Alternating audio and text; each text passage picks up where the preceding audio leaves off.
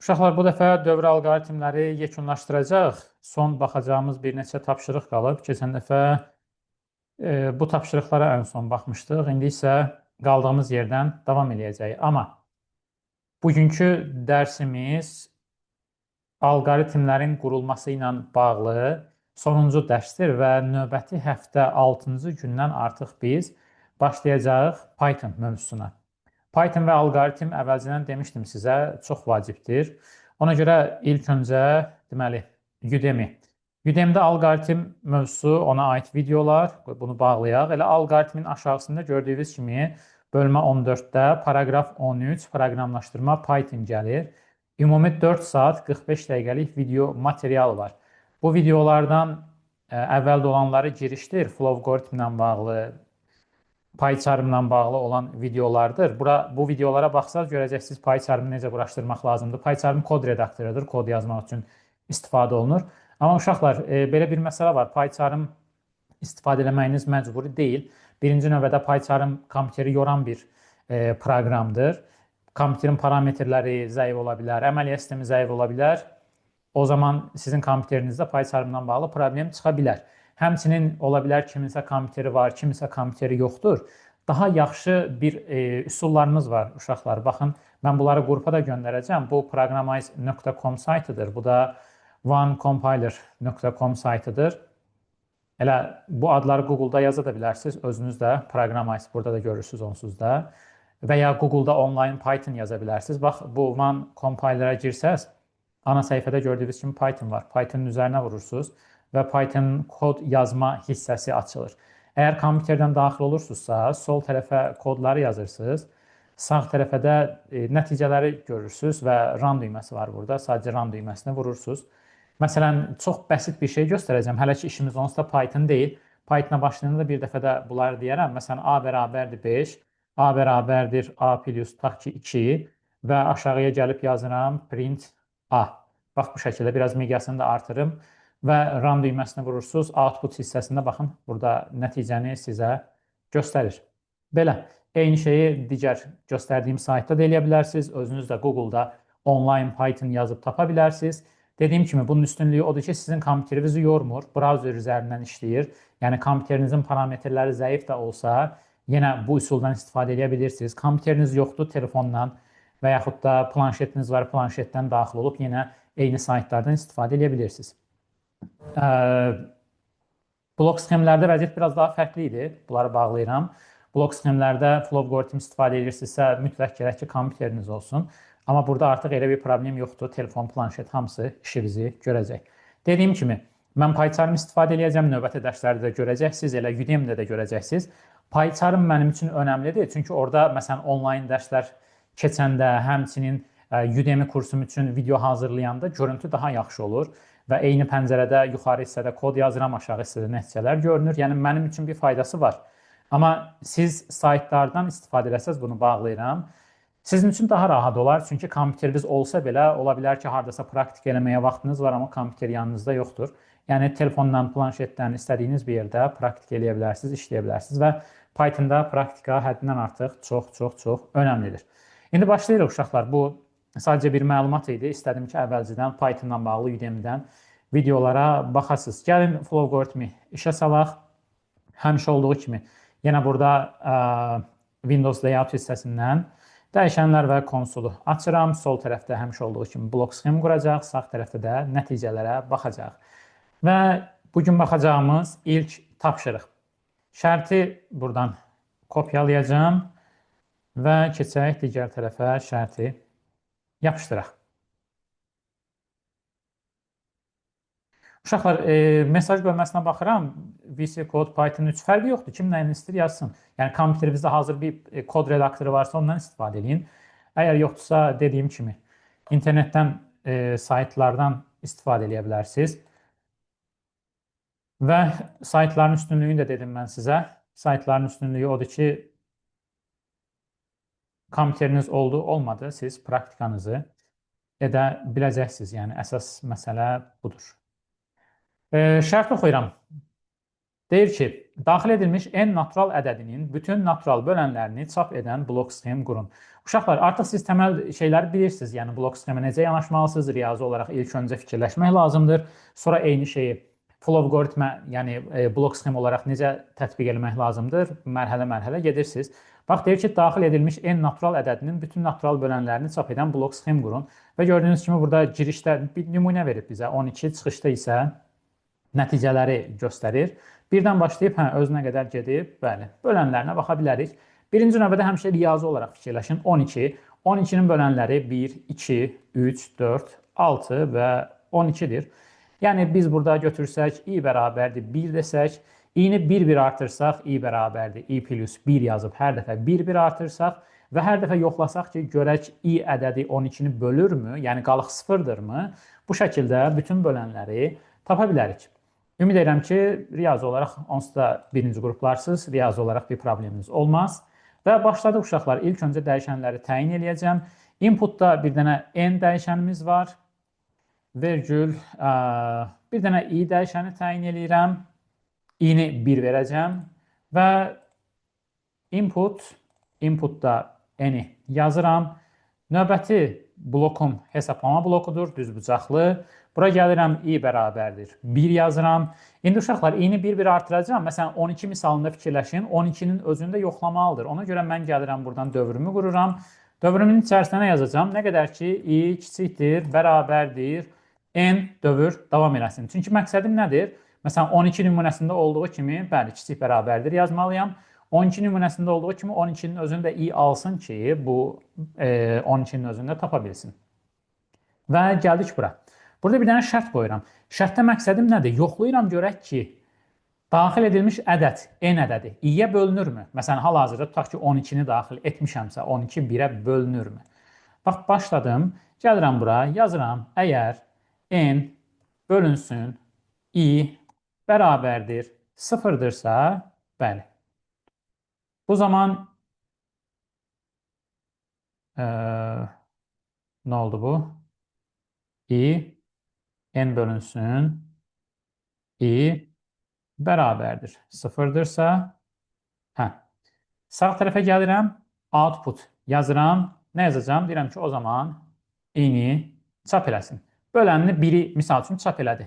Növbəti mərhələ i-ni adi standart qayda. Həmişə elədiyimiz kimi i bərabərdir i plus 1 yazdıq və yəqin ki, başqa bir şeyə baxın görək nəsə bir yaddan çıxartdığımız bir şey var.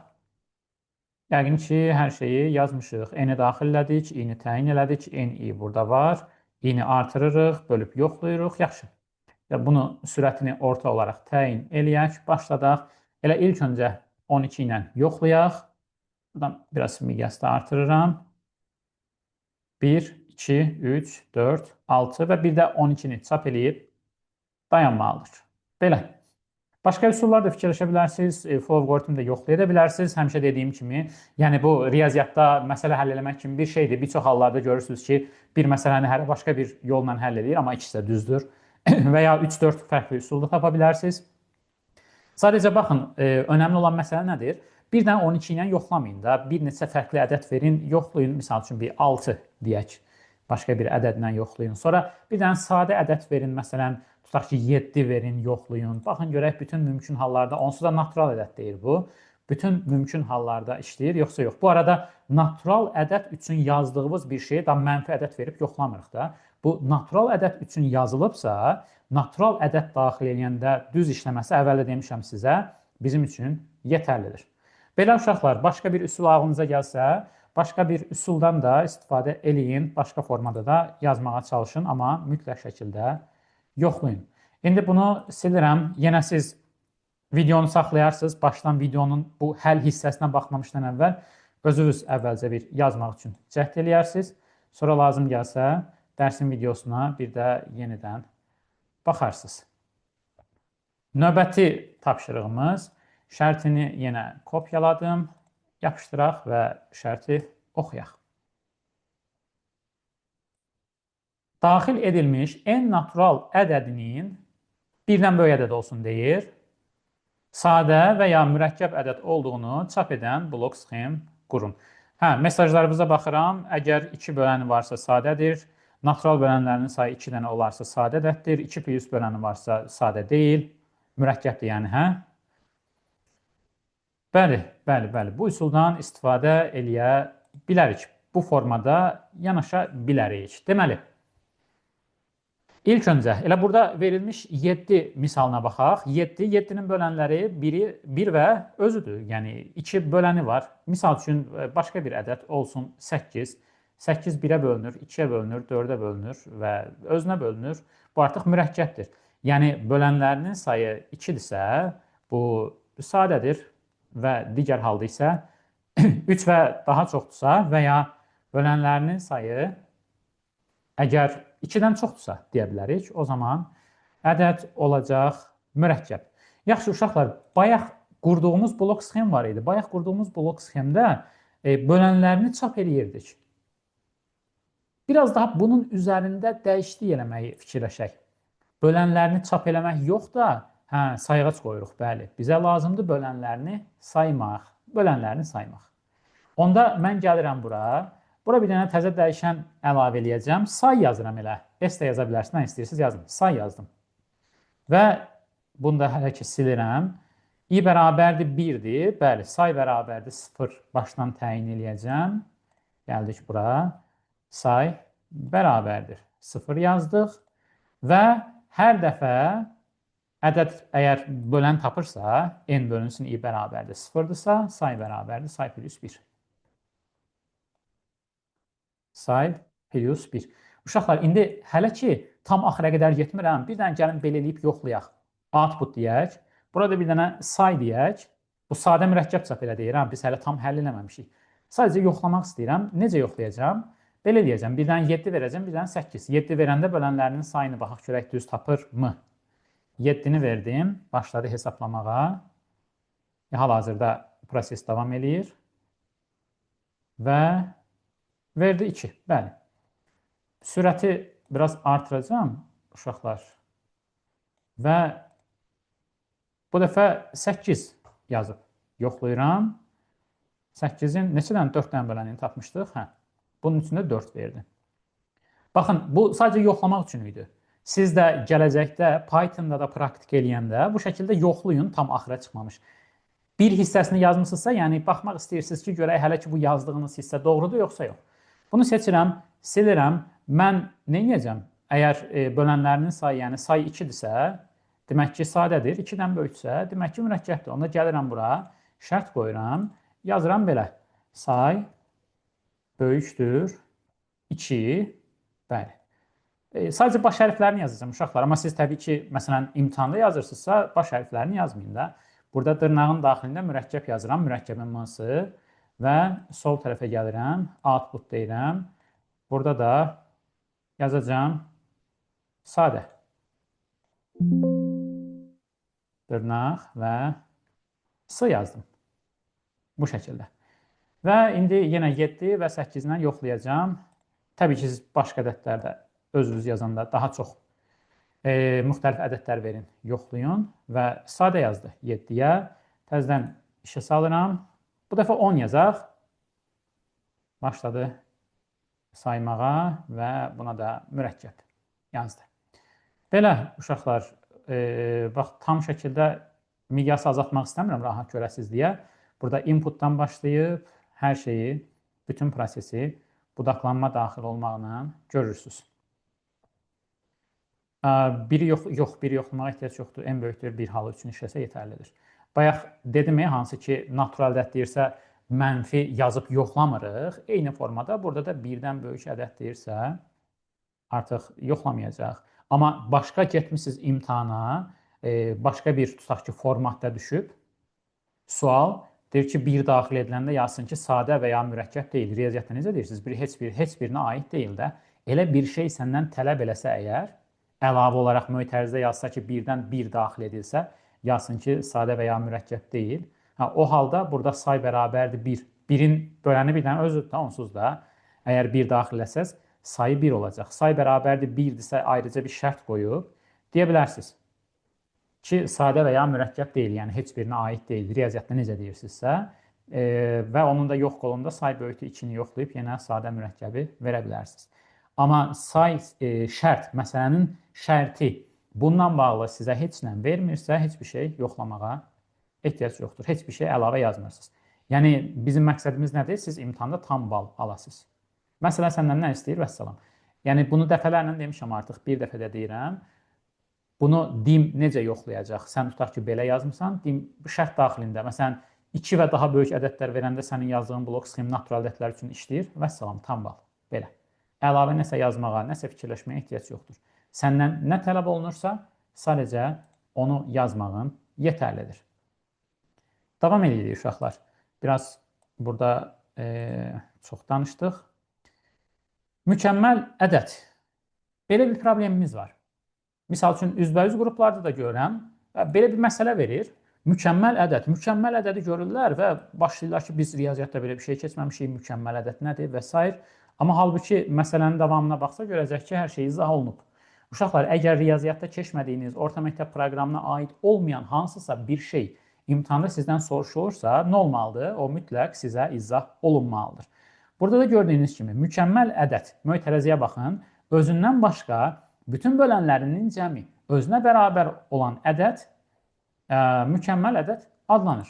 Da siz belə bir şey var, yoxdur, zat imtahanda elə bir şey fikirləşməyin də. Yəni, məsələ sizə nə deyirsə o. Nə deyirsə o. Və burada da necə eləyəcəyik? Burada əvvəlcə baxın, sol tərəfdə nümunə olaraq verilib. Birinci növbədə onu başa düşməyə çalışaq. Qlobal riyaziyyatda öyrədilir. Bilmirəm. Yəni, onsuz da önəmli deyil ki, bizdən izahsız bir şey soruşursa, o orta məktəb riyaziyyatında olmalıdır. Orta məktəb riyaziyyatında yoxdursa, nə etməlidir? Mütləq bunun kimi bizə izah verməlidir. Yəni, ona görə narahat olmağına dəyməz. Bax, normalda 6-nın bölənləri nələrdir? 1, 2, 3 və 6-nın özü. Deyir ki, özündən başqa, ona görə bunu çıxartdın. Digər bölənlərinin cəmi özünə bərabərdirsə. Yəni, yerdə qalanlar 3, 2 və 1-dir. Toplayanda elə 6 verir. Demək istədiyi şey budur. İndi, uşaqlar, S bərabər 0 yazıb cəmləyirik. Bəli. Bəli. Say yerinə də cəm yazırıq. Yazaq. Onda say yerinə S yazaq da elə gəlin. Hansı ki, digər blok sxemlərdə də eyni formada yazırdıq. Gəlin, burada da elə S bərabərdir 0 deyək və gələk bura. S bərabərdir S plus I yazmalıyam, hə? Bölənin özünü toplasın deyə. I kiçikdir N yazmalıyıq. Niyə? 6-nın özünü yarıb götürməsin deyə. Və ya 12 misalında bayaq baxdığımız. Burada deyir ki, özündən başqa. Biz belə yazanda I gəlib N-in özünü də alırdı. Bəli. Bir də əsas məsələ elə budur. Bu şəkildə. Və indi, uşaqlar, bu şərti belə saxlaya bilərik də, bunun üzərində dəyişiklik edə bilərik. Deyirik ki, S, böyük S yazmışam, hə? S bərabərdir N-dirsə, yəni başdan verdiyimiz ədəd 6 və bölənlərinin cəmi bir-birinə bərabərdirsə, o zaman mükəmməl ədəddir. Elə mükəmməl yazıram. Mükəmməlin M-sı. Burada belə yazacağım, uşaqlar. Mükəmməl deyil yazdım. 28 də var, hə? Yoxlayarıq indi. 496. Yoxlayarıq. 496 biraz çox vaxt alar. Gəl belə deyək də, birinci 6-nı yoxlayaq. İşə saldım bunu. Elə ilk öncə 6-nı yoxlayaq.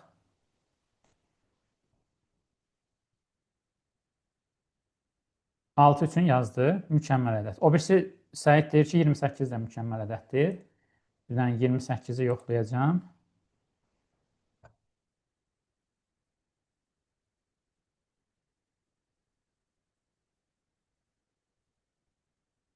Mükəmməl yazdı. Yaxşı, onda bunu full split eləyək. O birisi 496 yazmışsan, hə? Gəl bir dənə 10 yoxlayaq. Mükəmməl deyil. Yəni, bunu da çap eləsin. Bir dənə 496. Belə, uşaqlar. 8000. Onun tapılmasının nəsə bir qaydası var. Yoxsa belə əzbərdən bilirsən? Qaydası var, hə? Hə. Heç nə onda bu qədər üstlənsən yoxladıq. Yəqin ki, bu qədəri yetərlidir. Belə uşaqlar, bu da mükəmməl ədəd. Dediyim kimi, indi bəziləriniz bilirsiniz, qlobal riyaziyyat və s. başqa yerlərdən bilirsiniz, amma yəni önəmli deyil də. Orta məktəb riyaziyyatında olmayan hər hansı bir şeyi sizdən soruşursa deyim, imtahanda mütləq onun mahiyyətini burada gördüyünüz formada izah eləməlidir. 2 üstü n vurulsun 2 üstü n minus 1 çıx 1. Hə, bu onun düsturu da.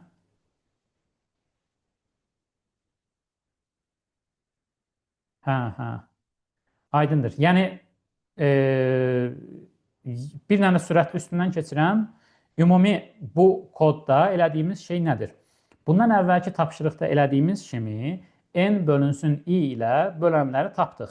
Deyirik ki, əgər misal üçün 1, 2, 3, 6 ədədi üzərindən fikirləşəsi olsaq, 6-nı bölürsə, o zaman həmin bölənləri topla.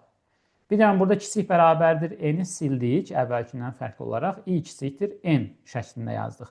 Məqsədimiz o idi ki, axırıncı, məsələn, n-i 6 versək, n-in özünü, yəni 6-nı götürməsin. Niyə? Çünki şərt elə deyir, özündən başqa bütün bölənlərinin cəmi özünə bərabərdirsə deyir. Və bundan sonra da ədədlərin hamısını, bölənlərinin hamısını, özündən başqa bölənlərinin hamısını topladıq, yığdıq S-ə. Ən axırda dövr bitəndən sonra yoxladıq ki, özündən başqa digər bölənlərinin cəmi n-ə, yəni başdan daxil elədiyimiz ədədə bərabərdirmi? Bərabərdirsə mükəmməl ədəddir, əks halda mükəmməl ədəd deyil. Uşaqlar, bir də təkrarlayıram, siz daha imtahanda belə mığzad yazmayın, ha. Yəni, bu nə deyirsə, o formada yazın. Mükəmməl ədəddir, mükəmməl ədəd deyil. Bəzi hallarda dimin testlərində də yes, no belə tələb eləyirlər, hə, yox tələb eləyirlər. Yəni, o nə deyirsə, məsələnin şərti nə deyirsə sizə, onu yazın. Növbəti harmonik cəm adı önəmli deyil, mahiyyətinə baxacaq. Yapışdırdım bura şərti. Bunu elə deyək ki, hesablama bir sətirdə olsun.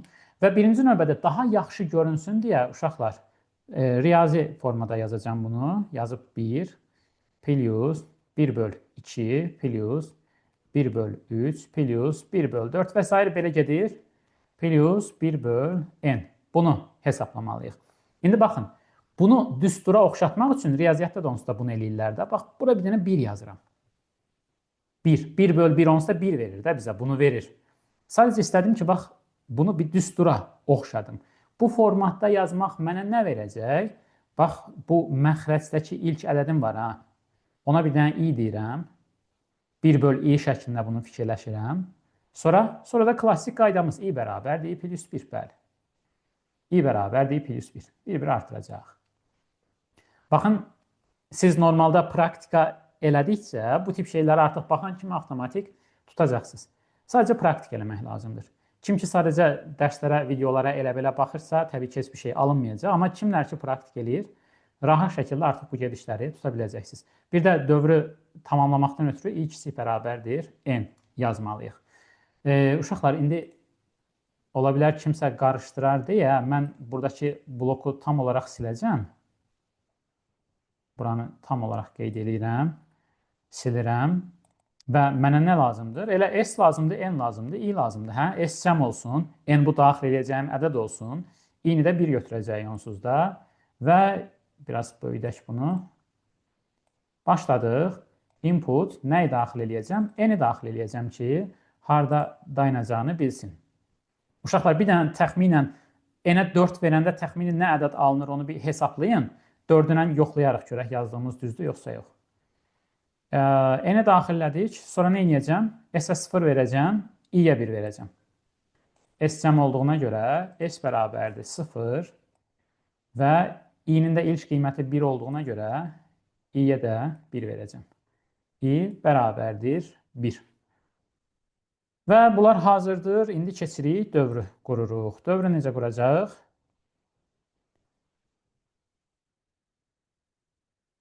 Nə qədər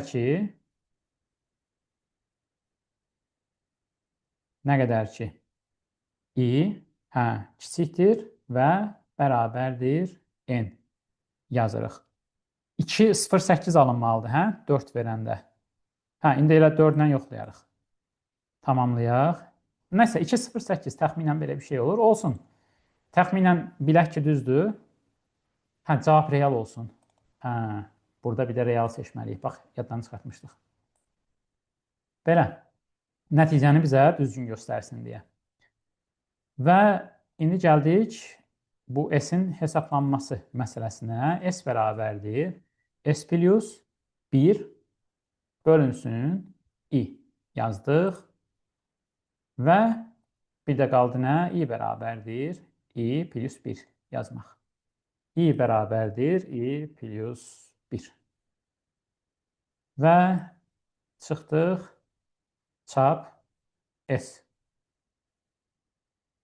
Baxın, görək nəsə səhv yoxdur ki, uşaqlar. N-i daxillədik. S, I hamısını təyin eləmişik. S0, I1. Şərtimizi düz qurduq. S bərabərdir. S plus 1 böl I-ni yazdıq. I-ni bir artırdıq. Və 4 ilə yoxlayırıq. Bəli, sizin yazdığınız, hesabladığınız nəticə. 2,08 dövrdə 3, hə? Düzgün nəticəni bizə verdi. Belə, uşaqlar, bu da növbəti hesablama idi, blok sxem idi. Dediyim kimi, yenə harmonik cəm və sair sizə lazım deyil. Adı nə olur olsun, önəmli deyil. Əsas məsələ bunu riyazi olaraq fikirləşə bilməyinizdir. Sonra dövrü standart olaraq standart qaydalarla qurduq. Vəssalam, başqa bir şeyə də ehtiyac yoxdur. Belə mesaj bölməsində aktivsiz, amma hamınız yox. Amma uşaqlar, ümid edirəm ki, hər kəs evdə praktik eləyir. Çünki sadəcə belə dərsə qoşulub baxmaqla və ya sonradan videoya baxmaqla yaxşı bir nəticə onsuz da əldə etməyiniz mümkün deyil. Həm alqoritm üçün, həm də Python üçün çox praktika lazımdır. Ona görə əlinizdən gəldiyi qədər praktikaya vaxt ayırın.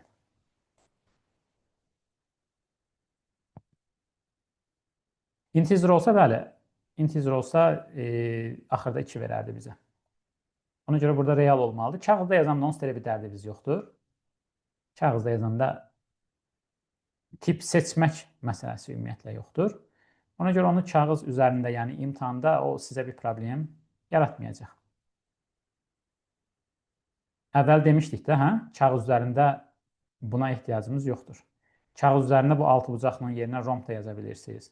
Bu inputları, input sözünü, output sözünü yazmasaz da olar, yazsaz da problem deyil. Amma bu bloku, hansı ki dəyişənləri təyin edirik, onu yazmayın kağız üzərində.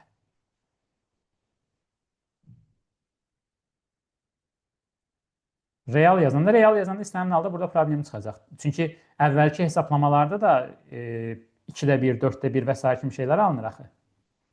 Onlarda da, onların da nəticəsində problem çıxacaq. Ona görə cavab düz çıxmayacaq.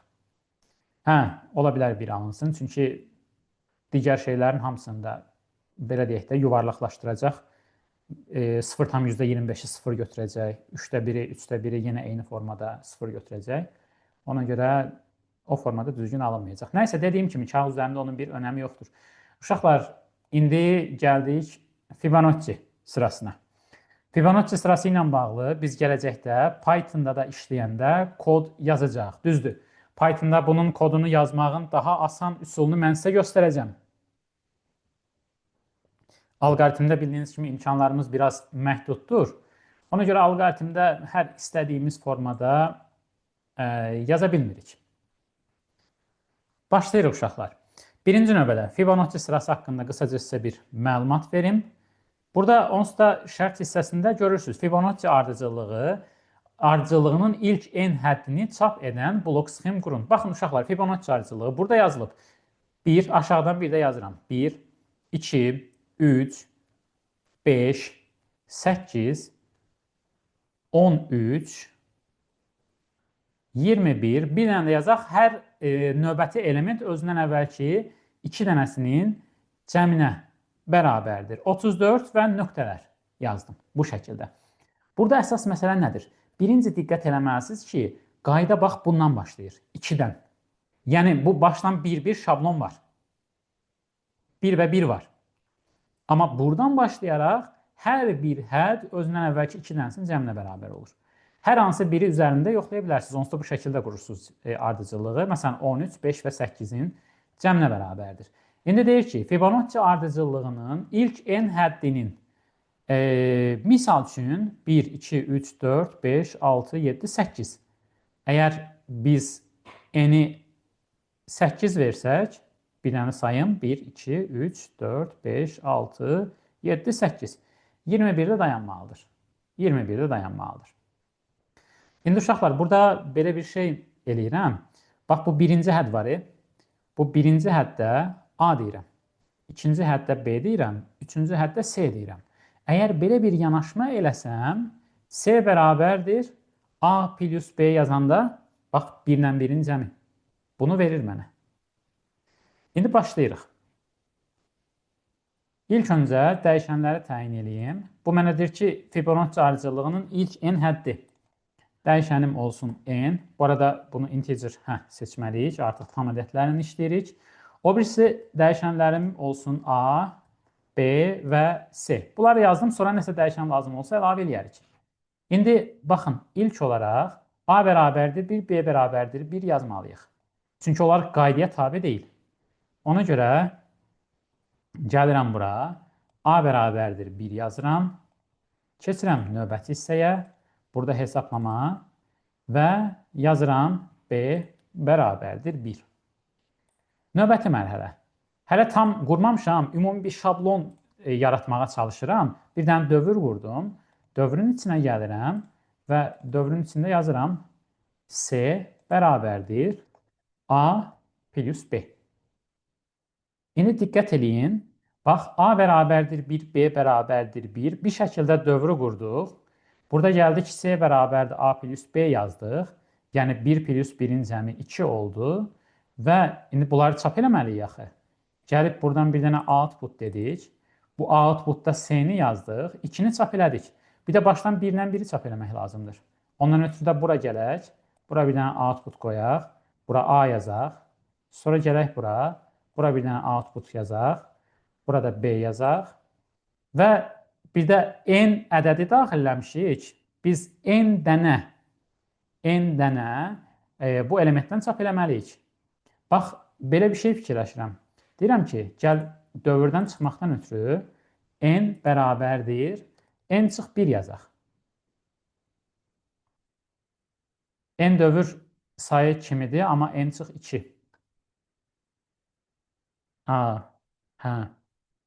Bax, onu mən elə sizdən soruşmaq istəyirdim. Mən gəlsəm bura, gəlin birinci səhv yazaq. N böyükdür 0 yazsam. N-də 1-1 azaltsam. Burada nə olacaq? N dənə dövr olacaq. N dənə dövr. Və N dənə burada element çap olunacaq. N dənə element. Əgər hər şeyi tam düzgün fikirləşsək, hesablasaq. N dənə element çap olunacaq. Amma 2 dənəsi də burada çap olunub deyə 2 dənə artıq olacaq. Onda burada necə eləyək? Bəlkə 0-ın yerinə 2 yazaq. Olar elə. 2 dənə artıq. 0-ın yerinə 2 yazaq. Məsələn, 5 yazsaq, 5-də, 4-də, 3-də. 3 dənə dövr eləyəcək. 2 dənə də əvvəldən var idi. Yaxşı, bunu bu şəkildə düzəltdik bu problemi. İndi keçdik növbəti məsələyə. Hələ problemlərimiz tam həll olunmayıb. Bir də A bərabərdir B, B bərabərdir C yazmalıyıq. Onu da bir riyazi olaraq başa düşməyə çalışaq. Uşaqlar, bax, sıranı buradan bir dənə yazıram. 1, 1. Hətta bu aşağıdakını da sileyim. Artıq buranı ümid edirəm ki, başa düşdünüz. 1, 1, 2, 3, 5, 8. Burada dayandım. Burada dayandım. Deməli, bax, buna A dedim. Buna B dedim. Buna da C dedim. C bərabərdir A plus B ilə 2 alındı. İndi baxın, növbəti mərhələdə mən bu 3-ü almaq istəyirəm də, düzdür? 3-ə C desəm, bu dəfə də A və B bunlar olsa, yəni yerlərini dəyişsəm, yenə buradakı C-ni almaqdan ötürü bununla bunu toplaya bilərəm. Və indi sadəcə bunu eləməyə çalışacağım. Bax, hal-hazırda təzə aşağıdakı qaydaya baxın. A bərabərdir B, B bərabərdir C olsa davam eləyəcək. İndi bunu bir dənə yazıb yoxlayaq. Gəlirəm bura. Hesablama. A bərabərdir B-nin qiymətini. Bir dənə sağa sürüşürlər də, elə bil ki. 3-ünü götürüb bir dənə sağa sürüşdürürsən. A bərabərdir B və gəldik bura. B də bərabərdir C yazırıq. B də bərabərdir C. İndi uşaqlar, bu biraz böyük oldu. Bax, buradan mən sizə bu hissəni göstərim. A1, B1. Output A, output B. N-i daxil et yaddan çıxıb. Hə? N-i daxil etmək yaddan çıxıb. Buradan N-də yazaq. Və bir dənə baxın görək, nəsə bir səhv görürsünüz.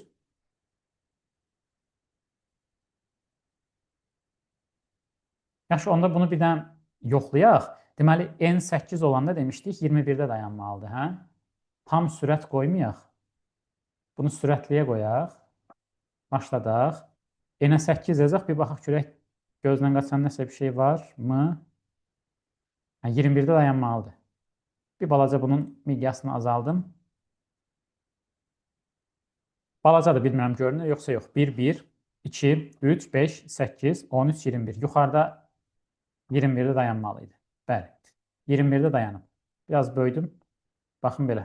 Aşağıya doğru gedim göstərim. 1, 1, 2, 3, 5, 8, 13, 21. Belə. Bu Fibonacci sırası idi. Dəyişənlərin qiymətlərini bir-birinə ötürdük. Burada elədiyimiz metod bu idi. Amma birinci bu tip şeyləri riyazi olaraq tam fikirləşə bilməlisiniz. Riyazi olaraq fikirləşə bilməlisiniz. Yəni təməl riyazi bilikləriniz olmalıdır.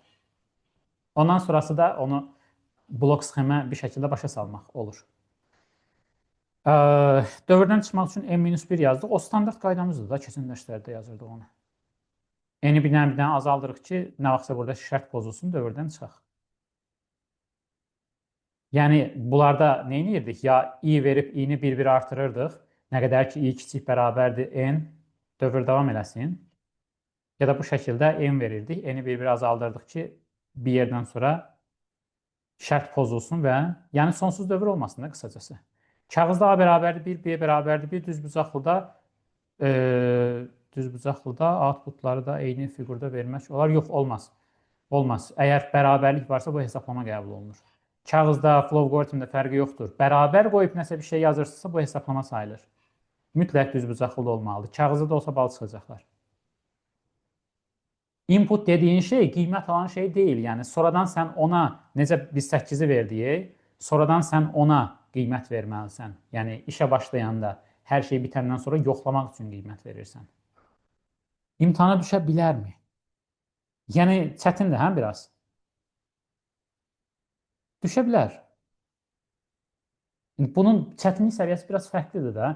Misal üçün, normalda DİM-də müzakirələr olanda deyirlər ki, birinci qrupa hazırlaşanlar onsuz da riyaziyyatçılardır da.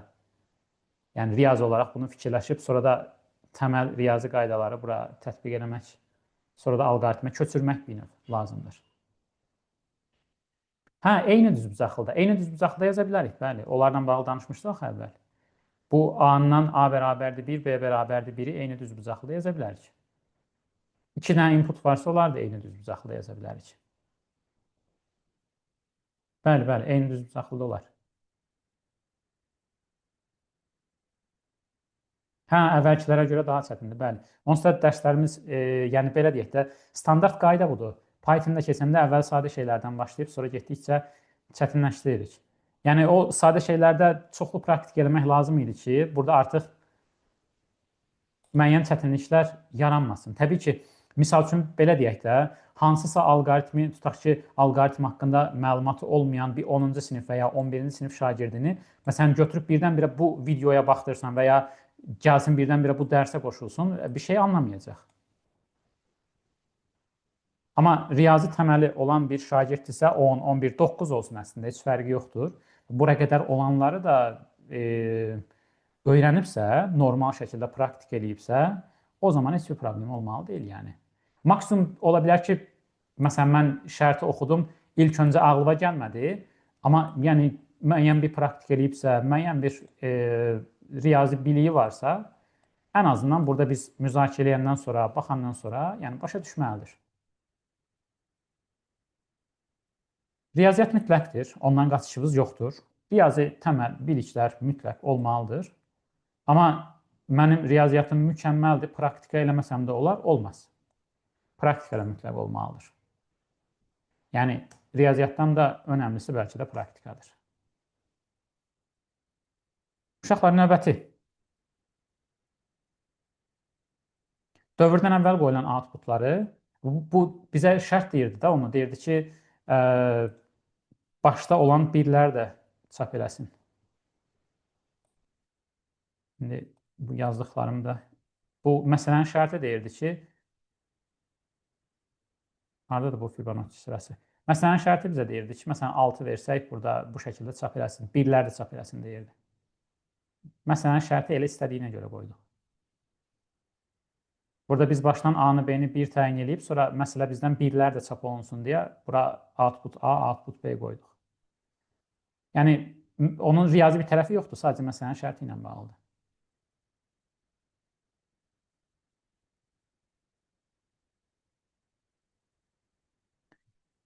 İndi uşaqlar, keçdik növbəti hissəyə. Bunu mən verəcəm sizə ev tapşırığı olaraq. Özünüz işləyərsiniz. Standart qayda S bərabərdir 0. N-i daxil elədiniz. Yenə bayaqki kimi bax, bunu belə yazırsınız. I vuraq, I plus 1. Belə. Sonra I bərabərdir, I plus 1-dən bunu artırırsınız. Məsələn, əgər siz N-ə 3 desəz, gəlib burada dayanmalıdır. Bax, 3-4 verib belə özünüz yoxlayarsınız bunu. Bayaq baxdığı harmonik cəm adlandırılan əməliyyat. Onun, yəni, oxşarıdır, tamamilə eyni şeydir. Sadəcə bir dənə burada i-ni 1 götürürsəz, bu sağdakı da olmalıdır, i plus 1. Onu bilmirəm.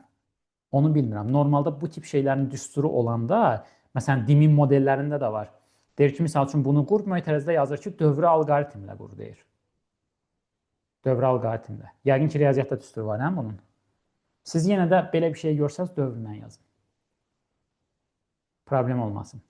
Yəni, normalda özləri, məsələn, əgər imtahanda qarşımıza çıxmış bir sualdırsa, əgər bilsələr ki, riyazi olaraq nəsə bir düsturu var, yəni xətti ilə yazmaq, o zaman mütləq mötərizə qeyd edəcəklər ki, dövrü kimi qur. Amma yenə də, misal üçün, mən imtahanda olsam, bunun düsturunu da bilsəm, o dəqiqə ağlıma gələcək ki, bunu dövrü alqoritm kimi fikirləşib yazıblar, qoy dövrü qurum, başım ağrımasın. Yəni, belə də yazsaz bal verəcəklər. Bal verməsələr belə yazdığın üsul düzdürsə, ən pis ehtimal apellyasiya verib balı alacaqsan.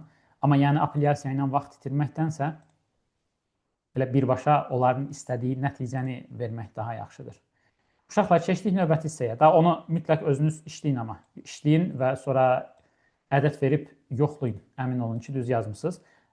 Biraz əvvəl işlədiyimizin eynisidir. Amma dövrü yazın, xətti yazmayın, düsturdan yazmayın. Dövrü yazın, dövrüyü öyrəşin. Xətti yazsaz onsuz çox asan bir həll olacaq. Orada sizin onsuz da praktikada qazandığınız bir şey olmayacaq. Yəni, dövrlər üzərində praktik eləmək daha önəmlidir. Daxil edilmiş çox rəqəmli natural ədədin rəqəmlərini tərs ardıcıllıqla yazaraq yeni ədəd yaradan blok sxem qurun deyir. Deyir ki, 123 vermişəmsə, 321. Amma ədədi rəqəmlərə ayırıb vur 100, vur 10 ilə gedərik. Olar. Onda yavaş-yavaş başlayaq. Ədədimə n deyirəm, o rəqəmlərə ayıracam, ona rəqəm deyirəm, bir dənə də s deyirəm, bilmirəm başqa bir dəyişən lazım olacaq, yoxsa yox. Hələ ki, bunları verdim, sonra lazım olsa əlavə eləyərik. Gəldik bura, input deyirik və deyirik ki, n-i daxil et. İndi uşaqlar, biz əvvəlki dərslərdə onsuz da ədədin rəqəmlərə ayrılması ilə bağlı danışmışdıq. Elə birbaşa, gəlin burada bir s-ə 0-ı verib, sonra dövrümüzü quraq. S bərabərdir 0. Bu arada S nəzərə tutduğum, bəli, R bərabərdir n bölü 10 ilə gedəcək. S bərabərdir 0. S dediyim şey bu ədədin tərsidir. Yəni, n-in tərsdən yazılan versiyasıdır. N bərabərdir n bölünsün 10. Bəli, onlardan istifadə edəcək. Standart keçən dərsdə elədiyimiz şey. Dövrü necə qururuq? Nə qədər ki, n böyükdür 0, dövr davam eləsin. Gəlirəm bura, birinci rəqəmimi tapıram. R bərabərdir n bölünsün 10 yazıram. Və sonra növbəti mərhələyə keçirəm. Növbəti mərhələdə yazıram. N bərabərdir n bölünsün 10. Uşaqlar, əvvəl də sizə demişəm.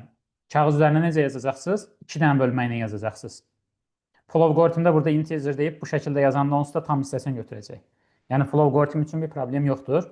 Amma siz imtahanda bunu Pythonda olduğu kimi Python haqqında məlumatınız bir çoxunuzun var.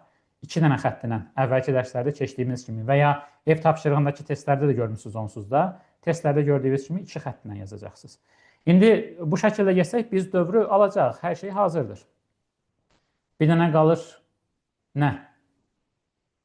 Bir dənə qalır ki, bu rəqəmləri tərsdən gedək. Onun üçün nəsə fikirləşmək lazımdır. Nəsə fikirləşmək lazımdır. Elə eləyək ki, birinci ilk olaraq, məsələn, 123 misalında bunun ilk olaraq aldığı nədir? 3-dür, hə? S bərabərdir, S plus R vur 100. R vur 100, biz bilmirik axı o 3 rəqəm nədədir? 300, sonra onu bir şəkildə 10 eləməliyik və s. Onu nətər eləyəcəyik? Hələ ki, bir dənə belə bir şey yazaq. Ədədin rəqəmləri sayı. Ədədin rəqəmləri sayını taparıq. Bir dənə dövr qrup rəqəmləri sayını tapa bilərik. Ona vurub üstünə o birisini gəlmək. Olar, olar. Amma fikirləşək görək necə eləyəcəyik onu. Ona vurub üstünə o birisini gəlmək. S bərabərdir. Hələ ki, bunu bir dənə S plus R kimi yazaq. S plus R kimi yazaq. Ona vurub üstünə rəqəmi gəlmək. Yaxşı. Belə deyirsiniz, hə? S vuraq 10 yazaq, üstünə gəl R yazaq. Bir dənə baxaq görək necə olacaq. Bu birinci nəyi tapacaq? 3-ü tapacaq, hə? 3 R 3 olanda S bərabərdir 0 vur 10, 0. Üstə gəl 3-dən S-ni aldıq, S-i 3 aldıq. Növbəti dövrdə 2-ni alacaq R. 2-ni alanda burada 3 idi. 3 vur 10, 30 plus 2. Hə, belə işləməlidir, hə? Belə işləməlidir yəqin ki. Yaxşı, bir dənə bunu yoxlayaq, sonra bir dənə də riyazi olaraq baxarıq. Bir dənə bura outputda S yazaq. Görə işləyir mi? Belə. Bunun sürətini də orta eləyək. Elə 123 ilə yoxlayaq. Sonra elə 123-ün üzərində işləsə əgər, bir dənə baxarıq. 321. İşlədi. Bunu biraz da böyüdüm. İşlədi. Yaxşı, bir dənə də bunu riyazi olaraq analiz eləyək ki, hamı tam başa düşsün. Birinci, bunun kağızda yazılan variantı. Deməli, biz buna nə verdik? 123 verdik. 123'ü verdik. S-i 0 götürdü. Ədəd böyükdür. 3, hə, standart. Buradan gəldik rəqəmi, yəni 3-ü tapdıq. Və burada S bərabərdir. S vur 10. S 0 idi. 0-ı 10-a vuranda 0. Üstünə 3 gəldik. S oldu 3. Və gəldi buradan 10-a böldü. Bu da standart qaydadır. Əvvəlki dərslərdə dəfələrlə görmüşük. Oldu 12. 12-ni gəldi burada böldü. Növbəti rəqəm olan 2-ni tapdı. S bərabərdir. S 3 idi. Vurdu 10-a. Oldu 30, hə? Üstünə də 2-ni gəldi. Aldı 32-ni. Gəldi təzədən bunu 10-a böldü, elədi 1. Burada 1-i 10-a böləndə qalıq elə 1-in özü. Növbəti mərhələ S bərabərdir, S vur 10, 32 almışdıq. Elədi 320, üstünə də 1-i gəldi, aldı 321 və 1 böl 1-dən 0 dövrdən çıxdı. Hə, bax, bu da bunun riyazi tərəfi. Uşaqlar, belə riyazi olaraq özünüz də kağız üzərində bunu bir analiz edə bilərsiniz. Belə eləsəz, yəni ədəd verib yoxlasaz, bu biraz da sizin üçün anlaşılan olacaq. Biraz da rahat başa düşəcəksiniz. Yaxşı, 3 rəqəmli ədəd üçün yoxladıq.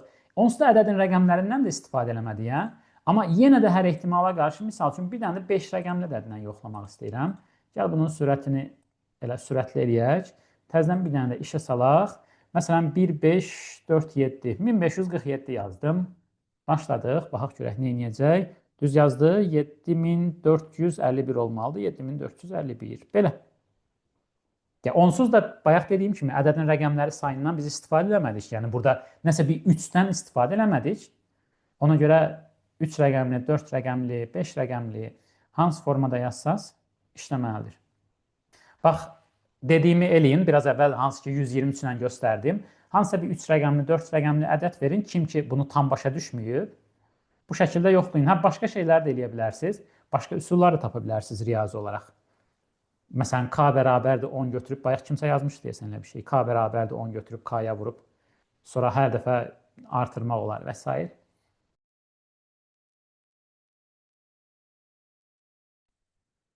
Uşaqlar, nəsə internetdə kəsilmə oldu deyəsən. İndi ümid edirəm ki, ekran görüntüsü var, səsimi eşidirsən. Qaydasında dinlər şey.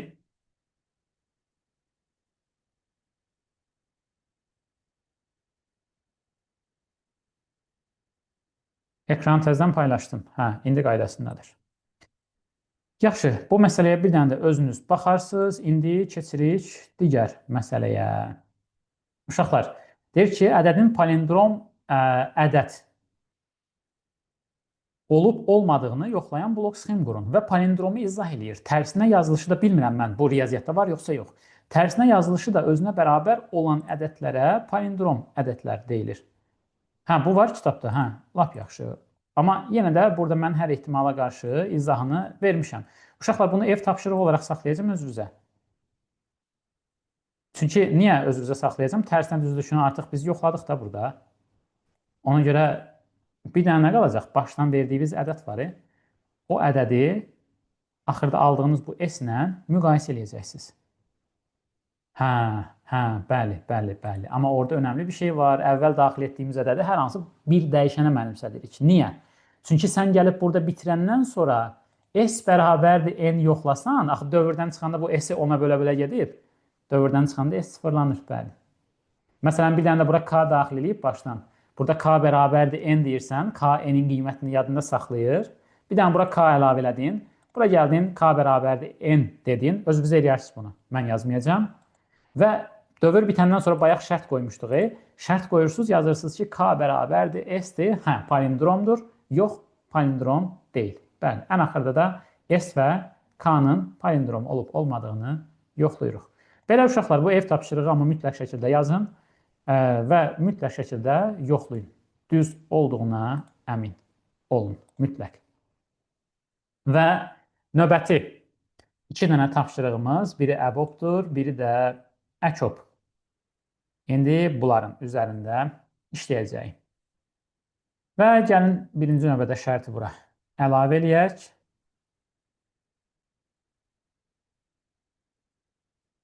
Uşaqlar, siz bir fikirləşin, amma belə bir şey var. Kitablarda işləmişik bəlkə də, ola bilsin artıq Udemy-dəki testlərdə də görə bilərsiniz və ya DİM-in kitabından görə bilərsiniz. Evklit alqoritmi deyilən bir alqoritm var. Bütün kitabları demək olar ki, var Evklit alqoritmi vasitəsilə EBOB-un tapılması. Amma mən o öyrəşdiyimiz üsulu istəmirəm. Yəni, əzbərə bildiyimiz, hər yerdə gördüyümüz bir şeyi götürüb burada yazmayaq. Biraz özümüz riyazi olaraq fikirləşək. EBOB-un düsturundan və ya tərifindən istifadə eləyək. Evkliddə bilin, heç o kitabda var, onsuz da gələcəkdə görəcək, deyəcəm testləri və s. işləyəndə ki, bu Evkliddir. O AB bərabərdir A çıx B, B o da Evkliddən ortaya çıxan səhit bir şeydir, yanaşmadır. Natural bölənlərin maksimumunu seçməklə də etmək olar. Baxarıq indi, fikirləşərik. Mən tərifdən nəsə bir şey fikirləşib istəyirəm, yazaq bunu. Tərifdən yola çıxaraq bir şey eləyək. Misal üçün, yəni demək istədiyim şey nədir? Yəni əvvəlcə onu izah eləməyə çalışım sizə. Ortaq natural bölənlər, onu bir fikirləşərsiniz. Baxaq görək, ortaq bölənləri necə seçmək olar? Yəni, misal üçün, Python olsaydı siyahıya yığıb ortaq olanları götürmək və s. belə bir şey eləyə bilərdi, amma blok sxemdə onu necə eləyərik, o ağlıma gəlmir. Amma, misal üçün, burada EBOB 12, 8. Nədir bu? 4-dür. EBOB nədir? Ən böyük ortaq bölən, hə? Ən böyük ortaq bölən. Normalda bu 12 və 8-i hər ikisini 1 də bölür. Bunların hər ikisini 2 də bölür. Bunların hər ikisini 4 də bölür və 4-dən böyük yoxdur. A bölən 0, B bölən 0, hə, bəli. Bəli. Tərif onu deyir bizə, bəli. Yəni deyir ki, elə bir ədəd olsun ki, həmin ədəd həm 12-ni, həm 8-i, yəni həm A-nı, həm B-ni bölsün və o bölənlərin içərisində ən böyüyünü tapaq deyir. Bax, bundan istifadə eləyəcəyik. Hər ikisinə bölündüyünü yoxlayacaq. Hər dəfə bunu yoxlayıb maksimumunu seçərik. Sonda ən böyük, kiçikdən birdən başlayıb keçsək, ən sonda ən böyüyünü alacaq. Başlayaq uşaqlar. Hələ ki, yavaş-yavaş yazmağa başlayaq. Nəsə bir problem çıxsa, sonra həmin problemin üzərində də çalışarıq, düzəlişlər eləyək, problemi aradan qaldıraq. A və B ədədləri. EBOB AB kimi fikirləşin bunu. Bir dənə də I deyəcəm. I-ni nə deyirəm uşaqlar? Qarşılıqlı sadə olanda nə olurdu EBOB? Qarşılıqlı sadə ədədlər. Olurdu 1, düzdür. Ona görə i-ni başdan 1 deyəcəm. Çünki EBOB-un 1 olma ehtimalı da var da. Ona görə 1 deyəcəm i-ni. Gəldim bura. Deməli, input. Nə etməliyəm? A-nı daxil etməliyəm. Gəldim növbəti input. Buradan da B-ni daxilləməliyəm. Və i-nin ilk qiymətini də verək buna. i-nin ilk qiyməti i bərabərdir 1. Və uşaqlar, dövrü qurmalıyam. Birdən belə bir sual. EBOB AB. Bunun maksimum qiyməti nə ola bilər? Minimum yox, maksimum. Bu AB ilə ifadə eləyəsi olsaq, AB-ni fikirləşin, maksimum qiyməti nə ola bilər? EBOB AB-nin maksimumu. Yox, Əkovun maksimumu AB deyil. A və ya B. Hə, A ya da B. Məsələn, 12-6 olsa, A 12, B 6 olsa, B ola bilər. Ya maksimum bunlardan biri, hə? A və ya B. Onda uşaqlar belə bir şey deyirəm. Deyirəm ki, gəl belə eləyək. Dövrü belə quraq. Deyək ki, i nə qədər ki kiçik bərabərdir A və ya B. Fərqi yoxdur. Onsuz da bunlardan biri. i nə qədər ki A-dan kiçik və ya bərabərdir, dövr davam eləsin. A təsadüfən böyük də olsa problem yoxdur. Biraz çox fırlanır orada. Heç bir problem yoxdur. Mən A və ya B, istəsəz bunun minimum maksimumu da seçə bilərsiniz. Blok sxemi uzanacaq. Mən A dedim. Birdən A böyük də olsa biraz çox fırlanacaq. Onsuz da 4-dən sonra məsələn 12, 8-i fikirləşin. Burada A 12-dir bizim misalımızda. A-nı 12 götürəcək. Onsuz da 4-dən sonra 5, 6, 7, 8, 9, 10, 11, 12 yoxlasın da heç biri hər ikisini bölmür axı 4-dən sonra. Yəni heç bir problem yoxdur. Biraz kompüterimiz əziyyət çəkəcək, çəksin. Və indi gəldik bura şərt.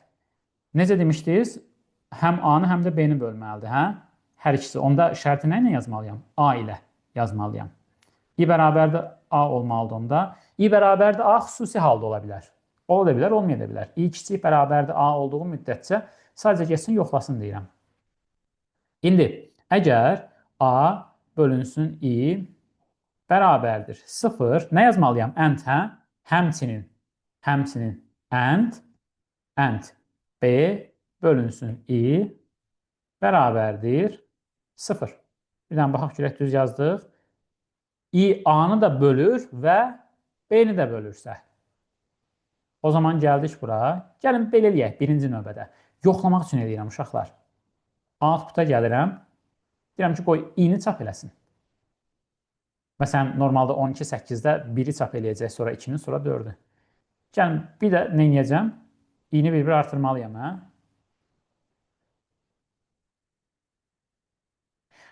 Uşaqlar, if A böl B olsa B-yə bərabərdir. Hə, yəni biri o birisinin böləndirsə, hə, o xüsusi hallarda onları yoxlamaq istəmirəm. Mən elə bir şey qurmaq istəyirəm ki, məsələn, 12-8 olanda da işləsin, 12-6 olanda da işləsin. Xüsusi hallarda yox, bütün mümkün hallarda işləsin. Deməli, bir dənə də i-ni bir artıraq buradan. i bərabərdir i plus 1 və okey. Gəlin bir dənə bunu yoxlayaq. Elə nə üçün yoxlayaq? 12 ilə 8 üçün yoxlayaq. Başladıq. Birincidə də verdim 12. İkincidə də verdim 8. Bizim burada yazdıqlarımızı yazdı, hə? Amma normalda bunların hamısını çap eləməsi bizə lazım deyil. Bizə nə lazımdır? Bir dənə 4-ü çap eləsin. Sadəcə 4-ü. Onda burada da belə bir şey eləyəcəm uşaqlar. Bundan sonrası çox sadədir. Gəldim bura. Bir dənə EBOB deyək. Elə birbaşa EBOB yazacağım. i-dən sonra EBOB yazdım. EBOB yazdım. OK dedim. Bunu da gəldim sildim. EBOB bərabərdir i yazacağım. Bəli. Gəldim bura. Yazıram. EBOB bərabərdir i. İndi necə olacaq? Bax, EBOB bərabərdir 1. Sonra növbəti dövrdə EBOB bərabərdir 2. Bir dənə dövr boş gedəcək. Sonra növbəti dövrdə EBOB bərabər 4. Bundan sonra da heç bir qiymət alınmayacaq deyə.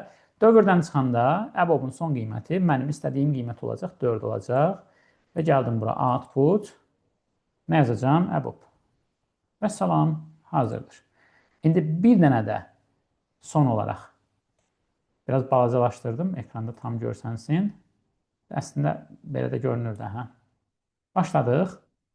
Yenə eyni qiymətləri verirəm. 12, 8 və hazır. 4. Bu qədər. Bir dənə qarşılıqlı sadədətlərlə yoxlayacağım. 5 ilə 7 verəcəm. 5 7, 1. Bir dənə də 12, 6 verəcəm. 12, 6, bir o birisinin misli olan vəziyyət və bu da cavabımız. Uşaqlar, indi sizdən istədiyim bir şey var. Növbəti tapşırıq əkobla bağlıdır. Əkob və o son tapşırığımızdır. Bunun sonuna, bunu yığışdırıram. Bunun sonuna elə bir nə yazaq ki, birbaşa əkobu versin? Yox, bura toxunmaq istəmirəm.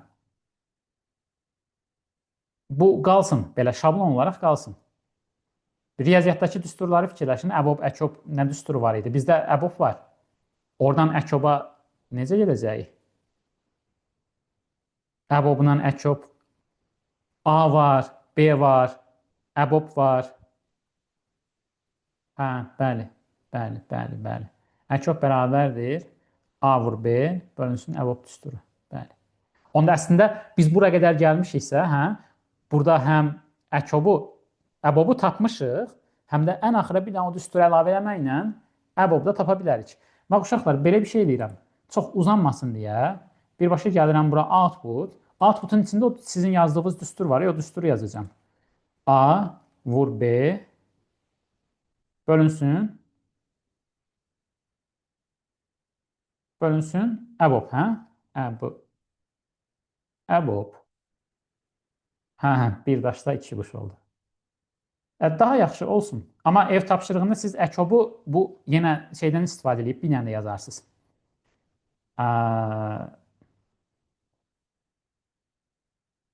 Gəl bir 12, 8, 12, 8-də nə olmalıdır? 24 olmalıdır. 12, 8. İmtahanda belə yazsaq düz götürərlər. Niyə götürməsinlər ki? Düz yazmışıq da, səhv yazmışıq. Düstur düz. Hə, tam başqa çarələri yoxdur ki. Burada nə səhv var ki? Yəni, misal üçün, sən belə bir şey tapşırıq gəlib qarşıva, bal kəsmək istəyirsən, nə tapacaqsan ki, bəhanə yoxdur axı. Düsturumuz düz, gedişatımız düz. Əkobu tapmaq üçün əbobdan istifadə edirik, bəli. Yəni, əvvəldə elədiyimiz şeydə əbobu tapmaq üçün əbobun düsturundan istifadə eləmişdik, tərifindən istifadə eləmişdik. Bu məntiqi tapmaq çətindir. Məntiq tapmayın da, məntiq tapası bir şey eləmədik ki. Burada A bölünsün I bərabər 0, B bölünsün I bərabərdir 0-da istifadə edədiyimiz şey riyaziyyatda olan əbobun tərifi idi. Əbobun tərifindən istifadə edib əbobu tapandan sonra da ən axırda elədiyimiz şey əbob əkob arasında harada uşaqlar? Naturaliyyətlər bölməsində olacaq da yəqin ki bu, hə? Əbob əkob. Yəni, orada elə ən əvvəldə keçilən bir şeydir. Bir dənə bunu gəlin 5 ilə 7 ilə də yoxlayaq. Hə, bəzi suallar məntiq istəyir, bəli. Qarşılıqlı sadə ədədlər. Hasil olur da, düzdür, hə? 35. Belə. Ondan narahat olmayın uşaqlar, baxın. Bizim burada istifadə edədiyimiz şey nədir? Orta məktəbdən, riyaziyyatdan bildiyimiz şeylər. İstifadə edədiyimiz komandalar nədir? Hamısı orta məktəb proqramında olan şeylər. Normal bölmə, tərif və s. Yəni, bal kəsmə məsələsi belə olar ki, sənin yazdığını başa düşməzlər. Yəni, çox az bir ehtimaldır. Orada da ən pis halda nə edəcəksən? Apelyasiya verib balı alacaqsan, yəni. Əsas məsələ odur ki, sən düz yaz, anlaşılan formada yaz, blokları düzgün qur, yəni poliqramı öz yerində, düz bucaqlını öz yerində qur. Eyni ədədləri yoxlayanda nə olur ki? 5 ilə 5-in 5 ilə 5 misal üçün. 5 ilə 5 verməlidir, düzdür? Mən bilmirəm ki, riyaziyyatda elə bir şey qəbul olunub. Elə bir şey ümumiyyətlə baxılır o hala. Əbob AA deyə bir şey var və ya əkob BBAA deyə bir şey. Hər ikisində eyni olmalıdır. Hə. Elə onsuz da o formada verdi bizə. 5-5. Gəlin istəyirsiniz, belə eləyək. Yuxarıdan bir dənə bu hissəni silim, yazdığım şərtləri. Buranı böyüdək. İndi burada 5-5 vermişiksə nə olmalıdır? Deyirsiniz ki, həm əbob, həm də əkob 5 olmalıdır, hə? Əkob onsuz da 5 verib yuxarıya baxın. Yuxarıda əbobu da 5 tapıb. Düzdür? Belə olmalıdır. Hər ikisi 5. Mən bilmirəm ümumiyyətlə. Yəni AA, əbob, əkob deyirsiniz təyin olunub, demək ki, olunub da onsuz da. Bilmirdim, o barədə məlumatım yox idi, elə bir şeyə baxılır yoxsa yox. Məsələlərdə düşür, dolayı yola verirlər ki, əbobla ətçob bərabərsə. Hə. Hə, ola bilər. Riyaziyyatda, hə. Riyaziyyatda varsa problem yoxdur. İstifadə edə bilər. Sonuçta o hal üçündə baxdıq. O halda da düzgün işləyir. Belə olsun uşaqlar, onsuz da yəni yazdığımız lap o vəziyyət üçündə yoxlasın. Tutaq ki, e, yoxlayan adam 10 da nəzərə almaq istəyir, 5-5, yenə də işlədir, yenə də bir problem yoxdur. Yəni istənilən halda bal kəsməyə səbəb olası heç bir problem yoxdur. Lap belə narahatsızsa, Evclid alqoritmi dediyim kimi həm Udemy-də var, həm gələcəkdə baxacağıq, həm Dimin kitabında var. A-dan B-ni, B-dən A-nın çıxılması ilə bağlı bir şeydir. Evclidin adı ilə bağlı olan bir alqoritmdir. Riyaziyyatda məşhur bir alqoritmdir. Bilmirəm, orta məktəb riyaziyyatında deyəsən yoxdur o. Amma Evclid alqoritmində öyrənin, onu yazın, nə istəyirsiniz. Bu düşəcək, düşməyəcək bilmirik. Misal üçün də, yəni düşsə əgər. Belə uşaqlar, videonu saxlayım. 22:09-dur, artıq sınavımız da başlayıb. Onsuz da sonuncu tapşırığımız bu idi. Əbobla ətçob idi. Artıq hər şeyi tamamladıq. Ətçobu evdə bir dənə də baxarsınız, özünüz yazarsınız. Necə ki, əbobda biz tərifdən istifadə edib yazdıq. Ətçobda da tərifdən istifadə edərsiniz. Qısa bir ipucu kimi orada A böl I yox, I böl A, I böl B yanaşması eləyəcəksiniz. Digər şeylərdə özünüz fikirləşərsiniz. Baxarsınız görək necə eləyə bilərsiniz. Onsuz da bir dənə üsulumuz artıq var. Əbobu tapıb düstura əsasən ətçobu da tapdıq. Bir dənə də o formada baxarsınız ki, praktik olsun. Nə qədər çox praktik olsa, təbii ki, sizin üçün bir o qədər yaxşıdır. Dediyim kimi, növbəti həftədən inşallah başlayacaq Python-a. Alqoritmi tam olaraq qaydasına qoyandan sonra, özünüzə tam arxayın olandan sonra yavaş-yavaş başlayarsınız. Gələn 6-cı günə qədər, növbəti həftəyə qədər Udemy-dən Python-dan bağlı olan videolara da baxmağa. Gəlin videonu saxlayım.